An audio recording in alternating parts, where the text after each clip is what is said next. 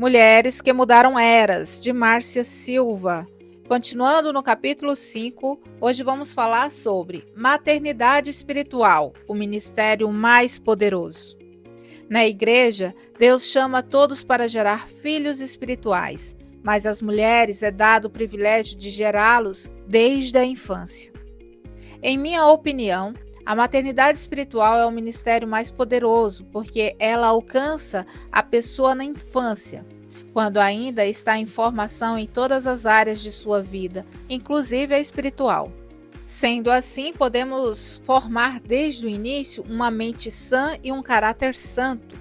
Quando começamos a formar um discípulo de Cristo desde pequeno, o resultado é muito melhor, pois as crianças são desprovidas de argumentos que resistam à fé. Por isso, elas recebem com mais facilidade o ensino da palavra de Deus. Uma mensagem para refletir. Na igreja, Deus chama todos para gerar filhos espirituais, mas às mulheres é dado o privilégio de gerá-los desde a infância. Em todos os livros que falam sobre criação de filhos, você encontrará afirmações sobre a importância de investirmos na infância para formar um adulto saudável. E isso se aplica também a questões espirituais. Se investirmos na vida espiritual das crianças, elas serão adultas cheias da vida de Deus. Portanto, não é pretensão afirmar que a maternidade espiritual é de extrema importância hoje na igreja, pois ela foca as crianças com o propósito de formar discípulos desde a infância.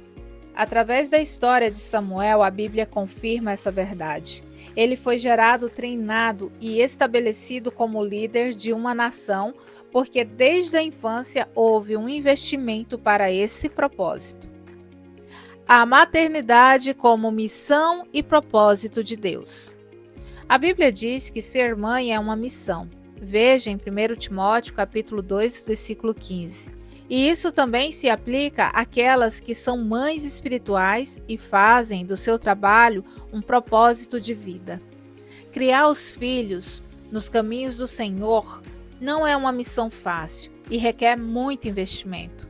Mas isso não é tudo o que Deus tem para nós. Como membros do corpo de Cristo, nós mulheres somos desafiadas a ir além dessa missão. Depois que uma mulher cria os filhos e estes já estão andando nos caminhos do Senhor, sua missão como mãe se cumpre, mas seu propósito de vida não, pois o propósito é maior e envolve toda a sua vida. Esse propósito visa investir em outro tipo de filhos, os filhos espirituais, para edificar a Igreja de Cristo. Eu possuo o privilégio de ser mãe natural e também mãe espiritual, já que tenho trabalhado no discipulado de mulheres por 25 anos e tenho visto muitas discípulas se tornarem pastoras bem-sucedidas. Acredito que a maternidade natural sirva como aprendizado para sermos bem-sucedidas na espiritual, pois muitos princípios são iguais. Já ouvi mulheres na igreja se referindo ao trabalho de crianças, dizendo assim: eu não quero saber de crianças, eu já criei os meus filhos, já cumpri a minha parte. Isso não é toda a verdade, pois a Bíblia diz que é papel das mulheres mais velhas e experientes ensinar a mais nova a criar seus filhos. Como isso acontece? Quando você se relaciona com outras mulheres com o propósito de ensiná-las a serem mães. Na carta de Paulo a Tito, encontramos a seguinte recomendação às mulheres: quanto às mulheres idosas, semelhantemente que sejam sérias em seu proceder, não caluniadoras, não escravizadas a muito vinho, sejam mestras do bem, a fim de instruírem as jovens recém-casadas a amarem ao marido e a seus filhos. Tito, capítulo 2, versículo 3 e 4. É importante entender a quem se refere essa palavra, pois a expressão mulheres idosas não se refere necessariamente às mulheres de idade avançada, mas designa também aquelas que exercem liderança e influenciam sobre outras mulheres.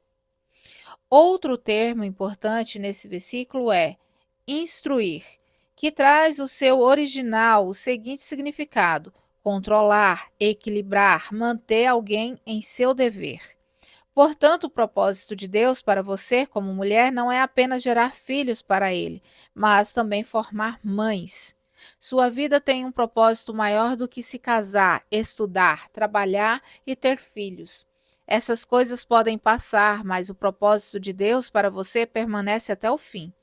Meu desejo é alargar a visão de Deus para você como mulher, assim como ele estava fazendo com Ana naqueles dias. Ela queria apenas ter um filho, mas Deus queria levantar um profeta. Ela desejava apenas ser mãe, mas o Senhor queria uma nação que fosse sua expressão na terra. Toda unção tem um propósito. Da mesma maneira que Deus liberou uma unção sobre Ana, a fim de gerar e preparar um líder para a nação de Israel, creio que Ele está liberando nesses dias essa mesma unção para prepararmos líderes cheios da vida de Deus, desde a infância, que a seu tempo impactarão as nações. Uma mensagem para refletir. Depois que uma mulher cria os filhos e estes já estão andando nos caminhos do Senhor, sua missão como mãe se cumpre, mas seu propósito de vida não. Quando Deus nos entregou o ministério com crianças, ele disse exatamente qual era o propósito: levantar uma geração de crianças como profetas e intercessores. Durante muito tempo perguntei: como se formam profetas e intercessores? Creio que seja necessário unção profética, mas se o desejo de Deus é levantar toda uma geração, isso amplia muito o nosso trabalho. Ana foi apenas uma mulher e Samuel um profeta naquela geração, mas hoje Deus quer levantar milhares. Portanto, não estamos falando apenas de um ministério ou de uma igreja local, mas de muitos. Um ministério sozinho não é capaz de alcançar os milhares que carecem de salvação. Não é preciso entender muito de pesca para saber que para lançar a rede basta uma pessoa, mas para puxá-la é preciso muitas. Observando o modelo de Ana, podemos identificar as 3 fases de sua vida que trouxeram o grande mover profético naqueles dias: o tempo de gerar, a preparação e o envio. Eu convido você para refletir sobre este texto e fazer as suas anotações no seu devocional diário. E espero por você no nosso próximo vídeo.